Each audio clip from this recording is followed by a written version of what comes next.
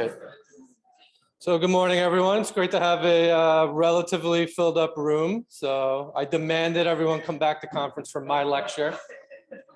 But no, seriously, it already just in the first hour, there's more kind of conversation and kind of a little more liveliness. So I think it's nice. I know it's probably a little less convenient to not be in front of your computer screen in bed or at home, but I think it for the folks who've been here a bunch of years, conference was a nice time to kind of socialize and get together and see people you haven't seen in a while. So I'm hoping to get that energy back.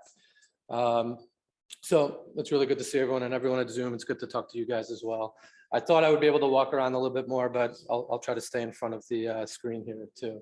So I'm going to give a lecture on feedback. I'm going to be looking for audience participation, and we're going to kind of talk about a couple of things. One, the definitions of feedback, kind of what are the components of it. We're going to talk about the barriers, and then we'll talk about ideal settings for feedback and kind of how we can do this better, and even think about how we can receive feedback better, and then give some examples. I was thinking about getting some more up-to-date examples from new innovations. Sorry, but I kept the ones that I gave a bunch of years ago, so it shouldn't really reflect anyone's evaluations here. And then we can kind of talk about what was good or what was bad about them. So one of the definitions I got for feedback was the process in which learners seek to find out more about the similarities and differences between their performance and the target performance so they can improve their work. And there's a lot of other definitions of this, but I thought this was a really good one because it talks about the learner as well as the supervisor and kind of the thoughts that they both have about the performance. And feedback is important, I think, generally in life, but especially important in residency. You're moving from being a medical student where it's really kind of a one-way learning and kind of passive and filling yourself up with everything you need to know, to a more of an apprenticeship where you're coming in and you're taking care of patients. So you're looking for that corrective feedback or reinforcing feedback to tell you, are you doing this correctly? Are you doing this right? What do you need to do differently? So it's a very important aspect of graduate medical education. And as we go through, we could be doing it better, and we could be need to improve for many, many years. So it's something good to talk about. So what are the different types of feedback? There's two major types. There's formative and summative. Formative is that feedback that's corrective, modifying, reinforcing. This is what happens when you're on shift, post-shift conversations, debriefing, your shift cards, and it should be immediate and related to direct observations. Summative, this is more of your kind of your 6-month evaluations. This is an overall assessment, documenting achievements, documenting things that need to be worked on a long-term basis. So this can be, like I said, the 6 months or mid clerkship feedbacks or mid-course feedback, or it's something just after a course is completed completely. So some different types of aspects of formative feedback specifically. There's that on the fly. This is when you're taking care of patients, brief in the midst of working. So saying like, oh, well, you should consider this differential, or you should order this test when this presentation occurs. There's the more formal kind of maybe end of shift or a debrief after a resuscitation. And then that global feedback where you're kind of sitting down, have a conversation, talking about generally your performance on maybe a shift, on a rotation, something like that. And then who are the players in feedback? Generally, it's going to be a supervisor, an attending, a senior resident, and then some sort of learner. So whether that be a resident, a student, and hopefully it looks like this, where you're kind of passing a ball back and forth and talking about it, and a little less like this, where you're just defending yourself from shots being taken at you. And that's something a little bit more that we'll talk about. The environment is important, and we'll talk about that a lot for the next couple of minutes. And this is something you definitely want to think about definitely as the supervisor giving feedback, but also think about it as yourself, as if you're receiving feedback. Where do you feel comfortable receiving that, and what kind of environment are you in? And if you're courageous enough, you can maybe even speak up and say that you want to receive feedback somewhere else. So hopefully, again, it looks like something like this, a sunny pitch where everything looks perfect. And it doesn't look like a rainy shit show disaster, AKA maybe the APOD after a horrible shift. So think about that too, especially when you're giving feedback, but also maybe when you're receiving it too, that you might not be in the right mindset. So I'd like to engage you guys in this, and it could be anyone. It could be the residents, the attendings. So what do you guys want from feedback?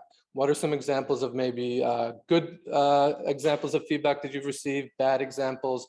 Anyone want to speak up? Real time. So like as it's occurring, or you mean sometime, so prompt, sometime in you don't want to hear about it months later.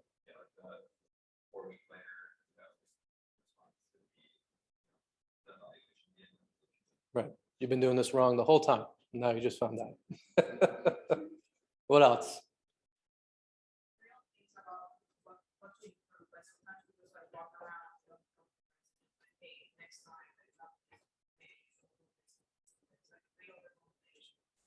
So like actionable items, so rather than kind of generalizations, real things that you can do and improve on. Also, like open-ended to the residents, so maybe after shift ask them how do you feel with things like today, and letting the resident that makes sense. I think a lot of people do it in a variety. Great. Then use some like bi-directional feedback, self-assessment, reflection. Good. What else? People on Zoom, feel free, speak up. Sometimes it's nice to like have a conversation where there might be stylistic differences, and instead of being like, oh, you're wrong, be like, oh, maybe I never thought about doing something that way, or oh, it's interesting, why did you do it that way? Or being like, okay, I never thought about that, I see why you did that, but I may or may not have done that because XYZ. Good. So kind of being open and not so closed in terms of black and white, right and wrong, kind of more of a conversation. Anything else? Anyone else? Faculty, you guys, anyone else have any things that they like to do or things that they feel like they've done wrong in the past? I think it's very appropriate to ask, ask them, what do you think, how do you think you could have improved upon it? Have them come up with reason and always be supportive, right? Always be supportive. We're all here to learn. I gave feedback to a junior faculty member yesterday in the ER. And I did it in a very constructive way, and I think he was very appreciative of that. For me, I always found like it's hard sometimes at the end of a shift. I'm frazzled, I'm signing out, I'm trying to finish a whole bunch of things. So I try to be mindful about it. I try to follow up quickly with people, but sometimes it's about your own availability and where your mind's at. Paul, were you gonna say something? I think in addition to the feedback we got at the end of the shift, there's also a component setting expectation at the beginning of the shift. Good. So having the discussion maybe prior to a patient coming, you have a notification, or if you're a new senior or a new junior in CCT, setting expectations of what to say. So the view will help so at the end you can go back and all the expectations.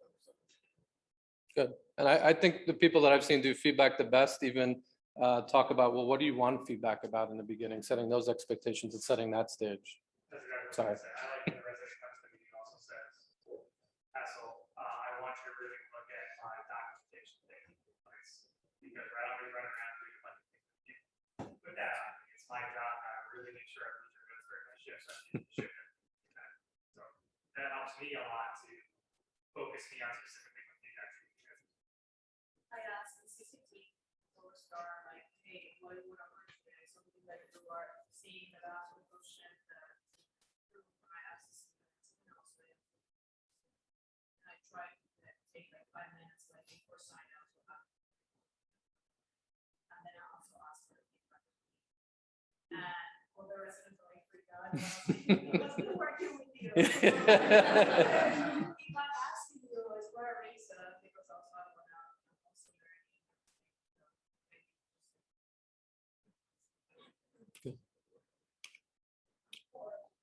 All right, so we'll talk a little bit more and have a little more breakout.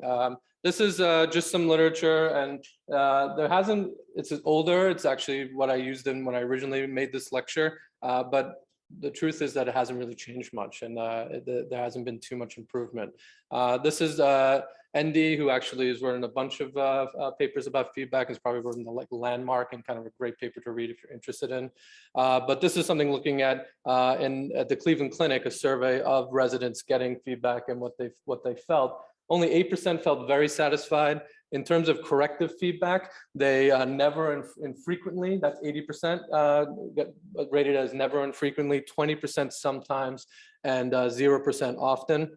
And reinforcing feedback was more common, with 17% only being never infrequent, sometimes is 52%, and often is 31%. So again, I don't think this has changed too much from 1983. I think we still see this nationally, actually, on ECG-ME surveys in all specialties, that it's one of the lowest average percentages in terms of satisfaction and feedback. And I think this still rings true too. We all feel like it's easiest to give reinforcing feedback, and that's probably what we receive most rather than corrective or things that you need to change. This was studied on my Jackson IM residency in Wisconsin. And again, just looking at, this was specifically written feedback, and they objectively looked at what was qualified as high quality, moderate, or low quality. And I think that, again, this kind of rings true as well today in terms of what we see. And this was looking at 500 evaluations. We don't have to go through this ad nauseum, but this was kind of some of the things that they felt was high quality feedback, that it was balanced, specific, has an action plan, objective, based on goals, and then low quality meets none of them, moderate quality is at least one, and so on, forth and so forth. Jackson also looked at some of the aspects of low quality feedback. It was non-specific, focused on personality, high rate of positivity, and then 21% with no comments. Again, I don't think this is foreign to us, and this is an older study and still kind of rings true. More comments lead to higher quality, and I think that's something that we feel as well. We, looking at milestones specifically, seeing those kind of data points down there don't mean as much, but those comments I think are very important. And then it was interesting that the higher quality feedback rated people lower. And I think that's something that we have to realize. If you're giving higher quality feedback, if you're being more corrective, then that's probably going to be someone who's maybe a little more critical. And as someone receiving feedback, we have to be willing to understand that and to be thankful for even maybe someone who's giving us tough feedback. So I think that's a really good segue. So what are the barriers to a feedback culture, or giving good feedback or receiving good feedback? Thanks. Hierarchy and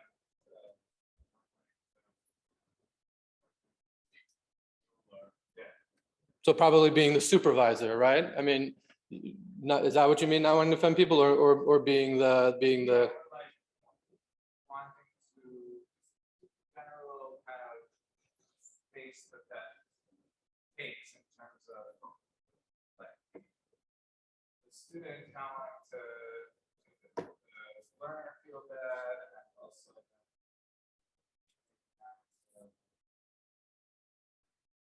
yeah, just not being able to communicate at the same level. Yeah, good. And it's uncomfortable. So it's why it's hard to tell Dr. Camacho that she needs to work on this.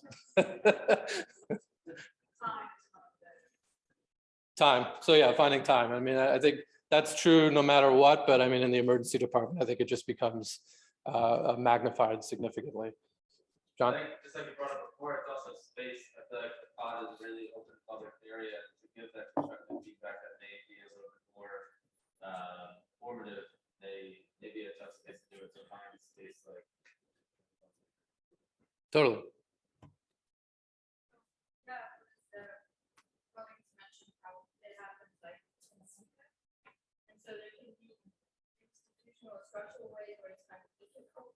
Like the situation we have is our residents on a CPAP shift are limited to 3 patients.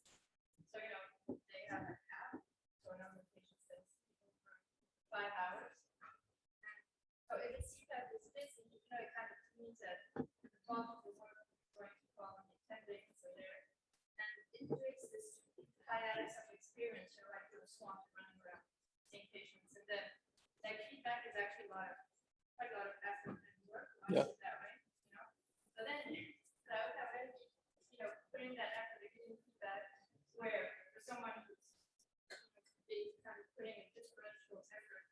shift today. So it creates this kind of uncomfortable situation at times. Yeah, I think And it, it's institutionalized in a way, you know, like in terms of partnerships, where the work goes with that. yeah, and I think it's similar. If EM faculty are taking presentations from, you know, maybe sometimes 4 or 5 learners, and it can be hard to kind of give that individualized feedback rather than, that's what I was going to say, leaving a shift and being like, overall, that shift is in my brain, but then trying to suss out different people. Esteban? I think mindset too, you have a really tough shift, kind of hard to even want feedback. Right. after that. You just want to. Totally. It's also really hard for all of us to see 40 patients in the thought, you know, we've got objective. So I'm also like tired, I'm like, so sometimes I go back to the day after, maybe it's not on the time, but on my mind, it's like, you know, that I feel better, okay. So sometimes also it's not. Yeah. I think also individual characteristics, there are some people that don't know how to give feedback. Good. And there are some people that don't know how to receive feedback. Good. So I think you have to find this style that works for you, how you want to give feedback, you like accommodate that to how people receive. Good. Excellent. Andrea? Yeah, this is like similar to Peter's point, but like, how do you get to practice giving feedback? One of the things I've encountered is I keep, if there's any pushback from the person I'm giving feedback to, I start second guessing my own feedback, and I'm like, really, like. Right. And then it's hard. Yeah, so you're getting at like, is the utility. You almost talk yourself out of it a little bit. You're like, is this really something I need to talk to them about? And then, I mean, inherent to our specialty too is the like inconsistency of your experience with specific people. You work with different attendings every day. Same thing with the attending. I work with different residents every day.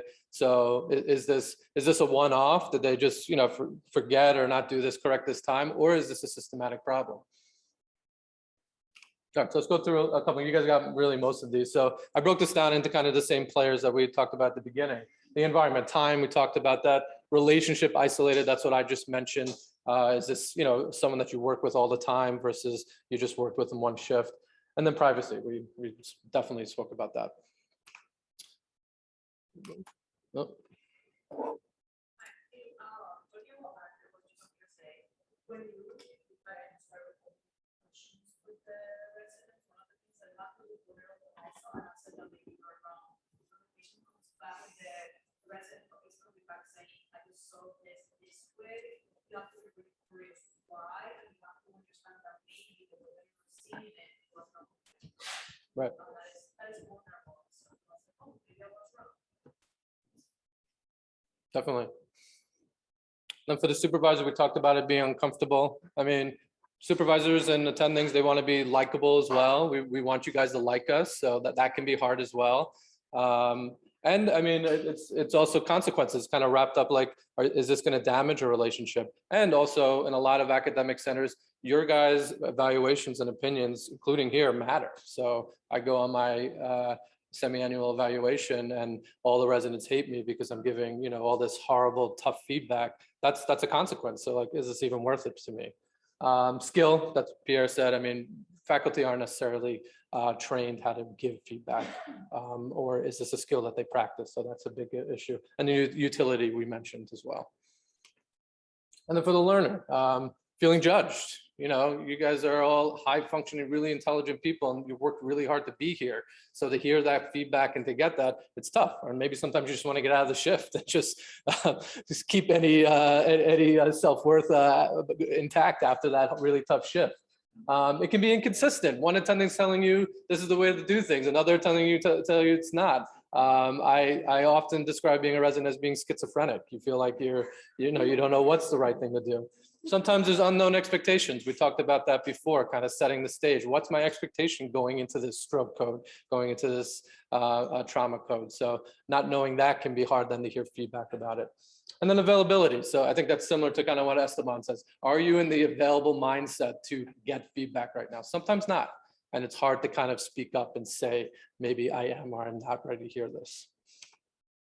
So a lot of the up-to-date kind of literature and publications about feedback really talk about this idea of an educational alliance. And I thought it was something really important to kind of talk about and then put out there.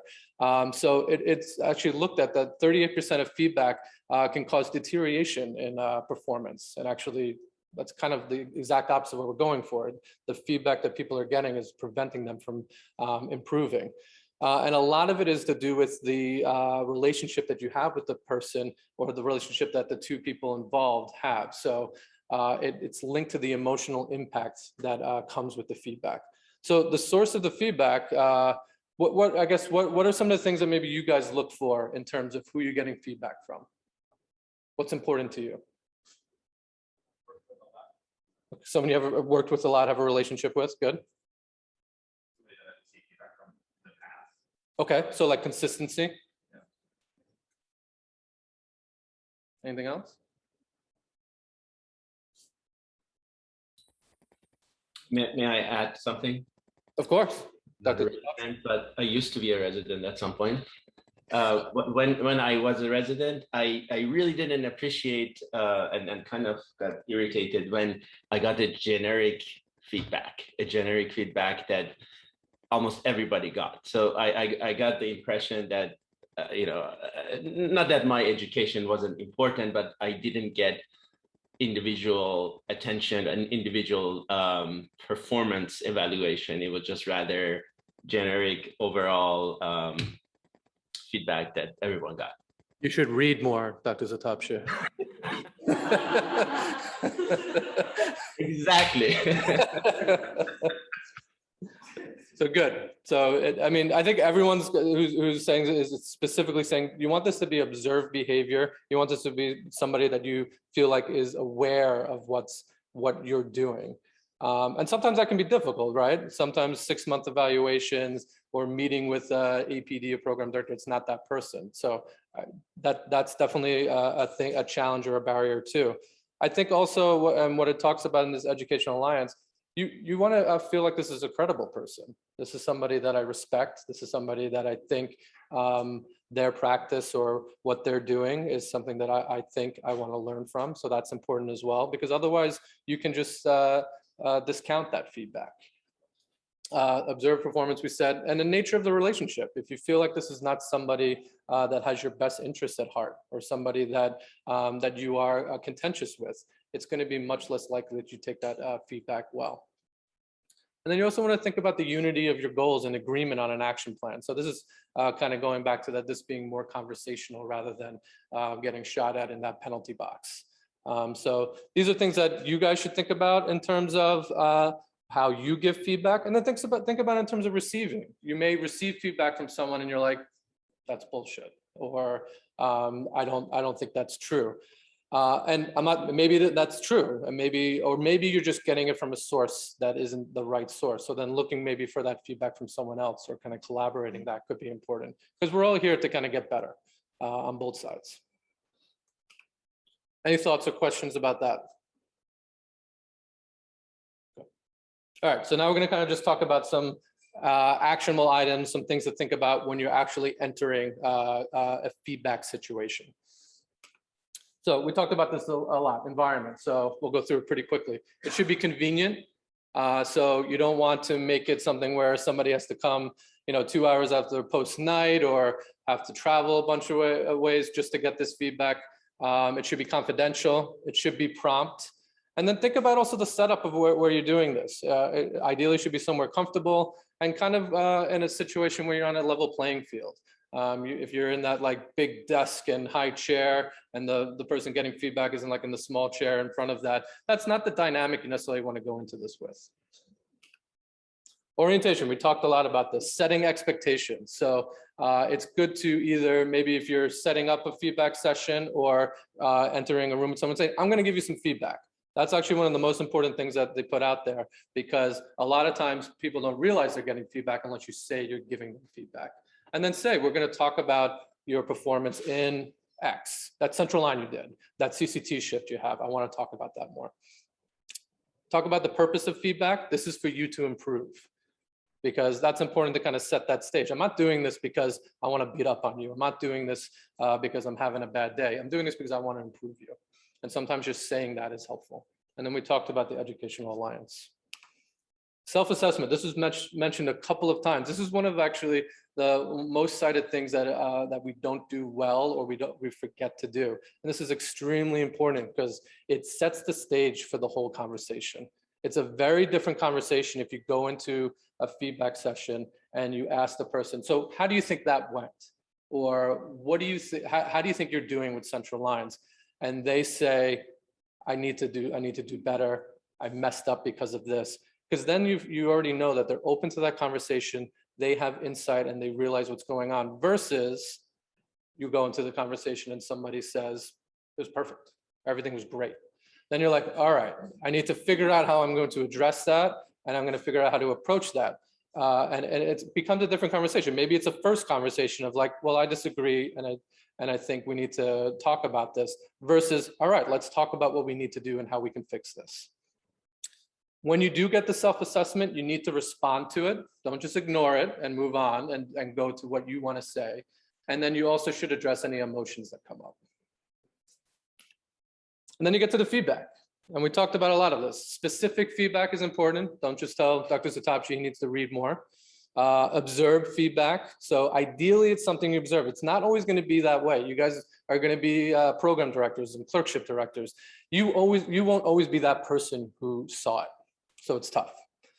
Limited contact, it shouldn't be everything you're doing is wrong. Let me tell you the 25 things that you need to fix. No one's going to be able to come out of that with actionable items or be able to think about specific things that they need to do. Even if it is 25 things, then you need to have longer, more frequent sessions, but focus on maybe 1 or 2 things that this person needs to do or fix. And then with the self-assessment, use that as a sounding board. Identify specifically similarities or differences that you, in your opinion, from the self-assessment. So this is a good way in terms of diagnosing the problem and thinking about how to approach the different issues. This is a hierarchical list of the things that are easiest to change and hardest to change. So when you're approaching a feedback session, if you're focusing on someone's personality, that's not going to be a high yield way to approach it. But if you're focusing on specific skills, work management or time management, knowledge, those are going to be high yield things to think about. We always say in the residency director vernacular, like personality, you're not going to be able to change someone's personality. So you have to think about other ways to approach that. Think about the language you're using. It should be constructive, descriptive, non-judgmental. Avoid a language attributing the problem to the person. So we're not blaming the person. We're trying to figure out how to improve that. And then again, don't focus on personality. So think about how you want to say things. Improvement plan. This is extremely important. You as the supervisor or the teacher, you're not just going in there and saying, you suck at this, figure it out. You need to come up with suggestions. Figure out how you can apply this to the person's goals and coach them through that. And then think about how we're going to apply these things to it, and then make a follow-up plan. Review the feedback. Ideally is the same thing in terms of discharging a patient. So ideally say kind of having that talk back method where the learner is telling you what we spoke about and what the next steps are. Verify that they understand what's going on. Reaffirm their worth. Tell them that you're doing a great job. This is hard. This is part of being a resident. This is part of being a student. We're here to learn and to fix this. And then again, make a follow-up plan. All right, tips. Don't email feedback. I don't know. More I kind of think about this.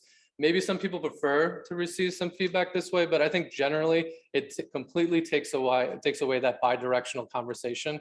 So my kind of policy is that I'm going to talk to you in person because I want to hear how you're feeling about it. And, you know, I want to be able to have that conversation. Don't avoid emotions and address them and talk about them. It's going to be an emotional situation a lot of times. Avoid an audience if at all possible. Ideally, this should be private and confidential. And identify the session as a feedback. Like I said before, you want to tell the person that we're going to give you feedback. We're going to talk about that. Pitfalls, don't forget the self-assessment. This is potential for having a negative reaction, gauge where the learner feels they are. It aids the learner to calibrate their understanding. Have an action plan. This is another very common thing that people forget to do. You're not just there to give the feedback, you want to talk about how we can move forward. And then think about the person's motivations. Everyone here has a pretty high intrinsic motivation. You guys are looking to be high performers, increase well-being. And when the learners have that intrinsic motivation, it's easier to work with them.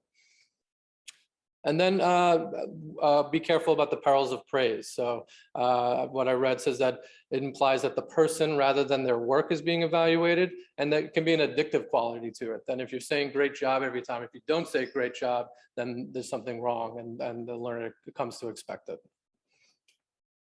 So strategies. So we're gonna talk about a couple of strategies that we can go through.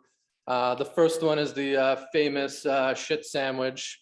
So this is when you give somebody a positive comment, put in the middle the negative or probably the actual thing you want to talk about, and then end it with a positive comment.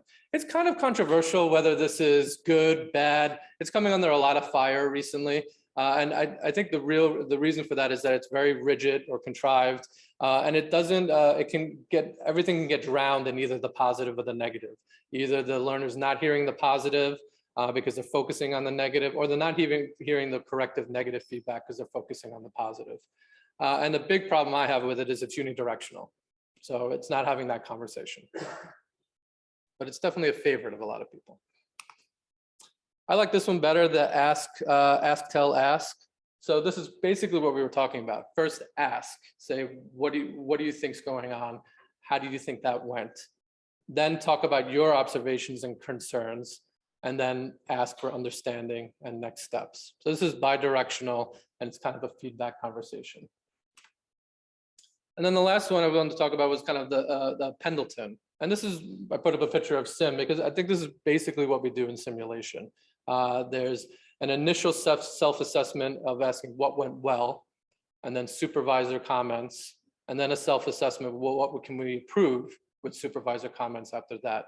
The problem with this is that, again, it feels kind of contrived where you have to stay in this kind of map of good comments, bad comments, and follow that. The recommendations of what I read was that having it a little more conversational and kind of having the supervisor respond to whether it's positive or negative and kind of having a longer conversation, but always having that self-assessment followed by supervisor comments. I want to briefly talk about bias. There's not a lot of studies about bias in evaluation, and it mostly focuses on gender bias, which is definitely a real thing in graduate medical education.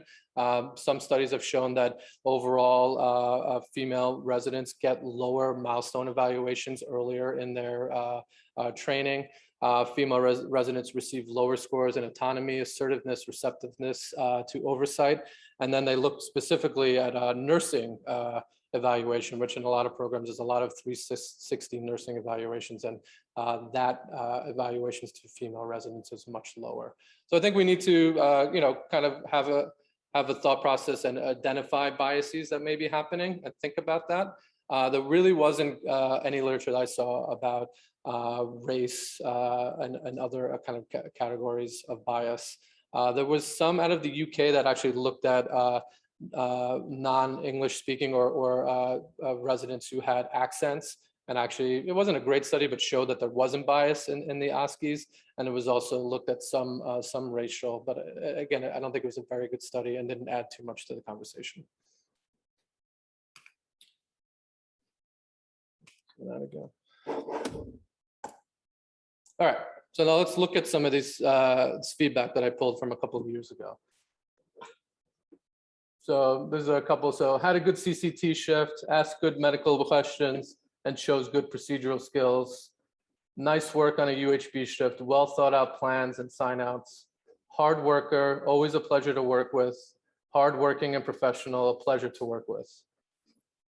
So what's good, what's bad? What would you like to hear more about?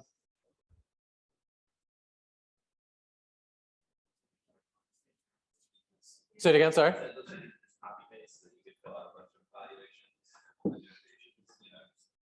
I don't think they probably are. I bet, but there can be a lot of like redundancy. Good. Right, it's just kind of general, as Dr. Zatapchi said, it's not, there's no like specific actionable items.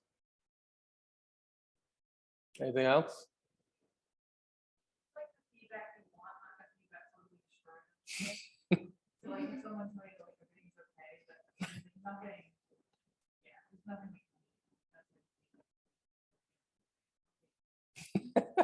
It's that reinforcing feedback, right? And as you kind of said, sometimes the mindset is that's what you need. But we're all advanced learners, so we do want to look for that corrective or feedback as well. How about this one? Great senior, did well during pre-attending shift, new patients, delegated to juniors well, plans were thought out and executed efficiently, strong work. Okay, longer version of the previous ones. Okay. Then you know exactly what you did well, like what is your pacing okay, is delegated, it's not specific. Right, it's still reinforcing feedback. It's not giving corrective, but that was the point of this, is that it is identifying specific skills that you did well, rather than just kind of generally like, great job. So I think, I mean, we shouldn't get rid of reinforcing feedback, right? But think about how you're giving it. If you want, if you specify specific things that that the person did or that they did well. This is another one. Great job as senior resident, took all sign-outs and picked up lots of patients. Great job keeping on top of your patients, ensuring their dispo. Don't be tough on yourself. Keep up the great work. Excellent job helping out residents involved in medical students. So this is more of the same. So this is reinforcing specific feedback.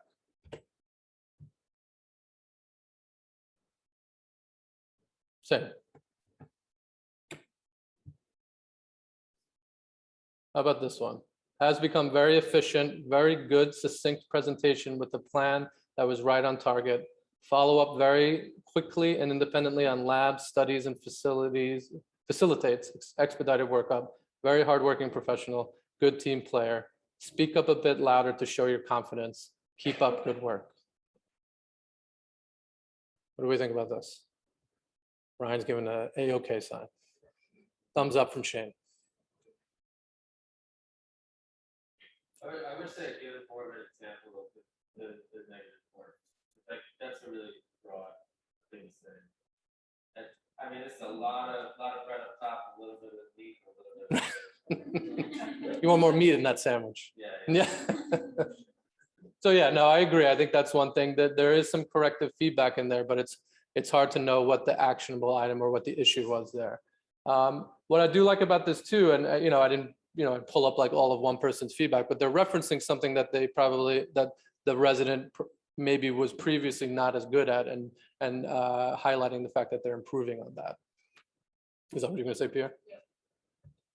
Also, it's like we're all very hard on ourselves. I think we always are trying to criticize ourselves when we're doing good enough, or we're doing good enough, and this sort of helps to reinforce that you are doing good enough, and these small things will stop, putting yourself down.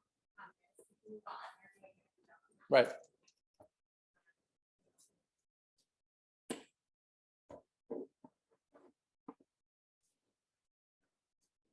So what about this one?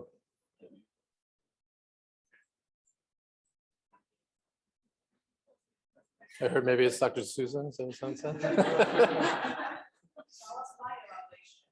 That was your evaluation? Yeah, that was just so sad to me. No. But it was really good. It's actually giving me something that I need to improve, which I actually agree with him in that moment. I was spending very little time from education. So I think it was good. Yeah, I think this is great. I think it's short, so it kind of dispels the idea that it needs to be long.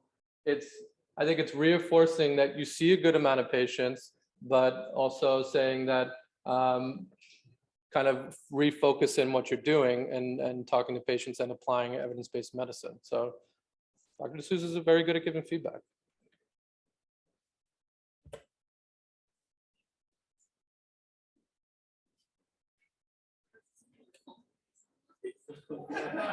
Good shift. I think this is similar. This might be just again. I don't know. I don't remember. So great job during a busy CCT shift. Remember to close the loop on all communication with nurses during intubations. Make sure you prep quickly before your airways. You did a great job keeping up with tasks and thinking about the room. Often juniors get stuck in the role of just scut work and don't think about each patient and their plans, but you thought about each patient's workup. Yeah, I think this was my ideal feedback. I think I'm not going to go through all of these, but this is just this was actually some student feedback. So think about how you're giving your students your feedback. This is probably where you guys are going to be giving most of the feedback. Think about the same things, actionable items, things that they can work on rather than. And then I think also with students, we focus too much on personality, like great person, really friendly. We're like, okay, that's the bare minimum we're expecting from you. Guys, a lot of the, and all the written feedback I've done is for, like their letters or reviews for their emails. Right. So I'm not most comfortable putting like actual action or anything to do. So I think for that to somehow get reflected in like the program, I can't even the letter. The slows. Or it's like the program. Right. But yeah. I get that. So I mean, so that there may, and of course with the new innovations ones too, there's probably a disconnect sometimes between the verbal discussion versus what you throw into new innovations. And there's only the easy thing I can put up here. So that's reasonable. And I just want to put one thing out there. Hopefully you guys are noticing it. I think because we saw this theme of just general kind of reinforcing feedback, we did add this to the new innovation shift cards. And I kind of went through them in the last couple of months.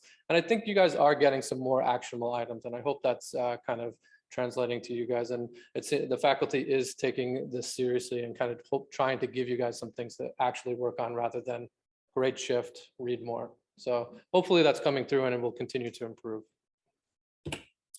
So kind of the last thing, and again, not going to go over this a lot, but reflection is a really important part of feedback. And this is kind of on it's actually on both the supervisor and the learner, but this is kind of how we take that information and kind of think about it and really try to apply it.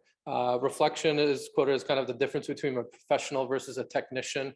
So we're all medical professionals, highly advanced kind of in education and our ability. So you have to take that feedback and realize that how am I thinking about this? Even if you think it is BS and you think that the person isn't qualified to give you feedback, but think about why they got that impression from you and internalize that and see what you can learn from it.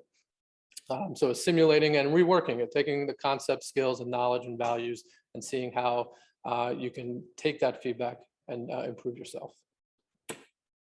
Questions, comments? Awesome. Just to kind of go through what you just said about it, resident attending, right? I would think critical feedback, exactly something like where is this coming from? Evaluations that say this is all fine, but there's probably some grain of truth in everything, no matter how much you think that that's the 100% false, right? There's something, like Dr. Willis said, that made that resident or that faculty member, that attending, give you that feedback. So what was it? Something I did wrong in that moment that day? Is it something that they picked up on? So it's really important to reflect, especially on the ones you disagree with the most. Those are the ones you should probably reflect on the most. Because maybe there's some little something in there that we can actually do. I also just want to point out that, this is excellent, thank you. But, we are all individuals, right? You have to see what works for you and see what you're very comfortable with. Because especially when you're giving feedback to very intelligent people, they could pick out, something phony in a heartbeat. What's always worked for me is to say, I used to do the same thing. And it was really troublesome for me. Nobody ever told me I was doing that. It wasn't until much later on. So I want to share that with you because that works for me. And I had a lot of issues, so I could summarize a lot of different things if I'm going to give somebody constructive criticism. But I always, you have to find out what works for you, what you are comfortable comfortable at doing and how you're comfortable at delivering it. Because if you're not comfortable, you're just not going to give it. And that's just worse than a cookie cutter response. Just not giving any feedback at all, because then the person doesn't know what to do. In my situation, I would love to get constructive criticism. I never get it, even from the students that I do for the PBL. Everybody thinks I'm the greatest thing since Swiss cheese. Doesn't help me. It doesn't help me much, you know. So anyway, I just think you have to be yourself and see what works for you, and then improve on that. You know, including a lot of the great girls that put it. Anyone else? So just quick summary, learning points. Think about your environment. I think this is one of the hardest things for us in emergency medicine. Really go into these conversations with an idea that's bi-directional. You really don't want that penalty kick situation. This should be a conversation. And then an action plan. You want that have actionable items, whether it's the feedback you're giving and as well as kind of what are we going to do to kind of improve and fix this. That's it. Thanks, guys.